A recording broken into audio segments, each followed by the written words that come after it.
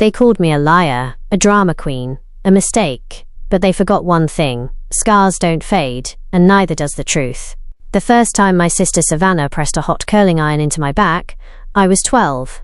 I screamed so loud the neighbors in our quiet Sacramento cul-de-sac called the cops. My mum told them I had a meltdown because I couldn't go to a sleepover. They left. I didn't. That scar still snakes like a lightning bolt across my shoulder blade.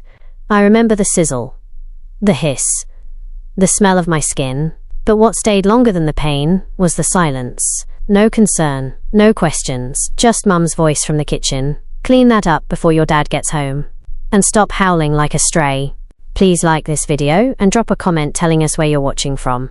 My name's Riley, and I'm 26 now, but I've been burning longer than I've been breathing. Savannah was always the golden girl, varsity cheer captain, blue eyes like frozen glass, a cruel Barbie with Mum's smirk and Dad's fists, minus the subtlety. Every time she hit me, I was told I provoked it. Every time she lied, they said I misunderstood. When she shoplifted at Target, I got blamed for not keeping her in check. When she hurled a chair at me at 14 and it cracked my front tooth, Mum lit a Marlboro and muttered, "Well, maybe don't talk back so much." Dad didn't speak, just a disappointed shake of the head like I'd failed some invisible test. But nothing prepared me for the night she branded me. I came home for one weekend. Just one. My apartment was being fumigated, and I couldn't afford a hotel. I hadn't been back since I moved out at 19, after Savannah smashed my head into the bathroom mirror for using her shampoo. Mum said the blood was performative. Dad asked if I'd at least cleaned it up. This time, I stayed quiet. I packed light, said thank you through gritted teeth, and avoided Savannah like a landmine. It was going fine until night 2. I was ironing my only decent work blouse in the laundry room when she stormed in, tipsy off hard seltzers and whatever else she'd popped. Her eyes locked onto me like I'd trespassed. "Did I say you could use my iron?" "It's Mum's." She smiled, that cold, slow, murder smile. "No, it's mine. Like everything else in this house. I'm just finishing," I said, trying to stay calm. "You always were a jealous little parasite." Steam hissed. My pulse thundered. "Walk away, Savannah." Wrong words. She yanked the cord and slammed the hot iron onto my forearm. I screamed. Dropped. The iron hit the floor. The heat had already carved its way into my skin like wildfire. My knees gave out. She stood over me like a conqueror. Footsteps echoed. Mum entered. "What the hell happened?" "She came at me," Savannah said instantly, her voice rehearsed and smooth. "I didn't," I gasped, clutching my arm. Mum looked between us. Then her mouth curled. "That's what trash gets for breathing. You deserve worse." I couldn't speak. My vision blurred. Something inside me didn't just break, it calcified, turned sharp.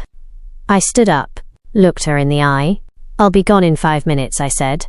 "But this time, I'm not running. I'm remembering." She scoffed. "You think you scare us?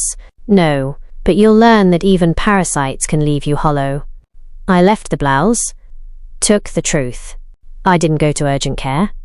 I went to Walgreens, paid in cash, wrapped the burn in gauze myself. I didn't go to the cops. In a town where Mum's on the school board and Dad hosts poker nights with the sheriff, that's a waste of breath. I went to my best friend Jade's place. She'd seen enough of Savannah to know I wasn't exaggerating. She gasped when she saw my arm. "Jesus, Riley. What the hell?" "I need your help," I said. "Not to fix it, to flip it." Jade became my war room. We gathered evidence, old texts where Savannah bragged about beating the brat straight, voicemails of Mum laughing, "Riley bruises like a peach, so easy to get under her skin," and photos. Dozens. Bruises. Bites. Burns. All time-stamped. Exposing them wasn't enough. I wanted to break them. So I started with Savannah's job. She worked PR at a luxury wellness brand because Mum had blackmailed the CEO's wife during a zoning dispute years back. I had receipts from an old neighborhood group chat. I booked a fake consultation, under an alias. Burner phone. Fake office. Requested Savannah personally, praising her confidence and branding brilliance. She showed up. Hair sleek, nails flawless. Didn't recognize me under the wig and glasses. I kept it short, then slid her a fat envelope. "What's this? Proof of who you are when the cameras stop rolling?" She chuckled, until she looked inside. Her face fell apart. "Who do you think you are?" she hissed. "The girl you burned," I said, returning the heat. She lunged. I hit record. Jade, sitting nearby, caught everything on camera. Savannah was fired the next morning, publicly. The company issued a statement.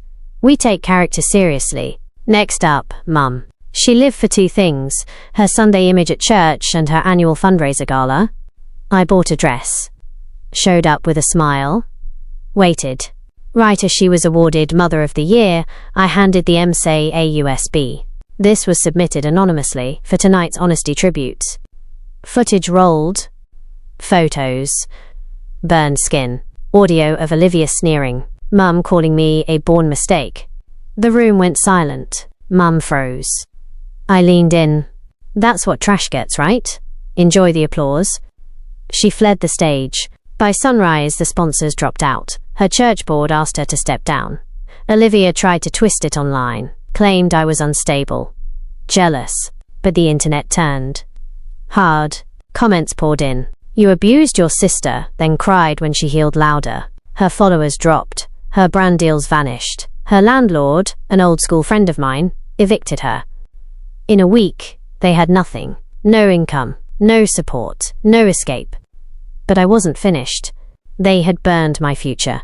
I would torch their legacy. Weeks passed. Silence. Then I heard rumors. Mum trying to sue me for defamation. I showed up to court solo, in black, calm, controlled. They walked in like ghosts. Mum called me unstable. Said I ruined a good family. I didn't speak. Just opened my folder. Evidence. Hospital receipts. Threats from Savannah's phone. The judge dismissed it, called it harassment. The best part wasn't winning. It was what came next. While they scrambled to survive, I built something. I launched a non-profit, quietly funded by the same group I interned for in college. It offered therapy, shelter referrals, legal templates for women abused by female relatives, sisters, mothers, aunts. The kind of pain no one posts about. I called it the burn back. Not subtle. Just necessary. My first interview aired 6 weeks later. I stayed anonymous, but the quote that went viral? It started with an iron, but the fire inside me never went out. Thousands reached out, survivors, allies, people who knew Savannah, who saw the truth. Savannah tried again, posted a teary YouTube video, claimed innocence, blamed cancel culture. The comments didn't forgive. She built something. You built scars. She got blacklisted. Mum tried to get hired at a local shelter. They told her they were fully staffed. The pastor blocked her on Facebook. And me? I moved to Portland, started over, but kept my number. Just in case. One day Savannah called. Her voice cracked. "I lost everything." "No," I said. "You lost everyone. There's a difference." I was angry. I was just burned. Click. I hung up. I didn't need closure. I was the closure. And as I sat beside the teen girl I mentor, her arm bandaged from her stepdad, I realized something. They tried to burn me alive, but I didn't just survive. I became fireproof. If you or someone you know has survived family abuse, especially the kind hidden behind fake smiles and holiday cards, share this story. Follow us for more, and remember, your voice isn't too much. It's exactly enough.